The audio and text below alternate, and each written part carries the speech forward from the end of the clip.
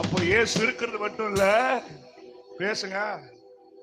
ஐயோ, இயேசு இருக்கிறது மட்டும் இல்ல, இன்னும் மெல்ல மெல்ல மெல்ல. இயேசு இருக்கிறது மட்டும் இல்ல, இயேசு செயல்படுறார்.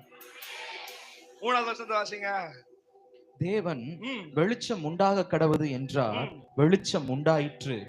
வெளிச்சம் நல்லது என்று வெளிச்சம் உண்டாக கடவுது என்றால் வெளிச்சம் உண்டாயிற்று. அப்போ ஒண்ணு இயேசு இருக்கிறது மட்டும் இல்ல, இயேசு செயல்படுறது மட்டும் இல்ல, இயேசு பேசுகிறார். ஆமென்.